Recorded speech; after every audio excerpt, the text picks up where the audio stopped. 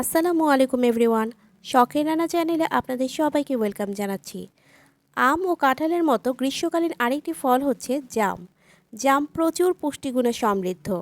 আজ আপনাদের জামের জুস তৈরি করে দেখাবো। তো চলুন শুরু করা যাক। এখানে আমি জাম নিয়ে নিয়েছি 1 কাপের চেয়ে কিছুটা বেশি। জামগুলোকে খুব ভালোভাবে ধুয়ে নিয়েছি। এখন দেখুন জাম থেকে এর বিচিটা কিভাবে বের করে নিচ্ছি। প্রতিটি জাম থেকে এভাবে বিচিটা বের করে নিতে হবে।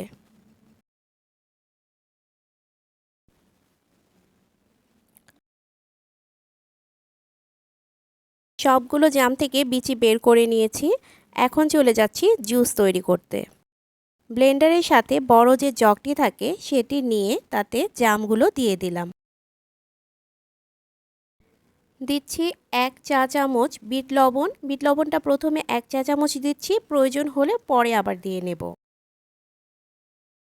আর দিচ্ছি 1/4 কাপ চিনি। চিনিটা আপনারা আপনাদের স্বাদ অনুযায়ী বাড়িয়ে কমিয়ে দিতে পারেন। একটি কাঁচামরিচ দিয়ে দিলাম।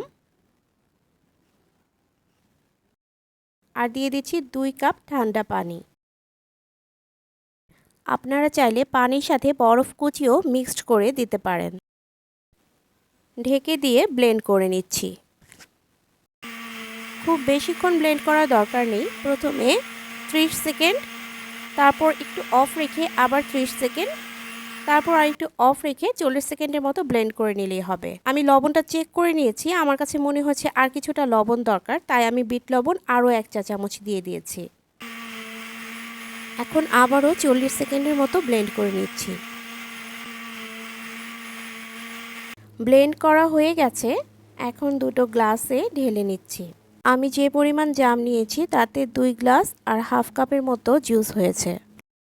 আপনারা আরও ঘন খেতে চাইলে পানির পরিমাণটা একটু কম দিবেন। তৈরি হয়ে গেল পুষ্টিগুণে সমৃদ্ধ গ্রীষ্মকালীন ফল জামের জুস। বাসায় জাম আনলে এভাবে ট্রাই করে দেখবেন। এই রেসিপি ফলো করলে জামের জুস বানিয়ে নিরাশ হতে হবে না।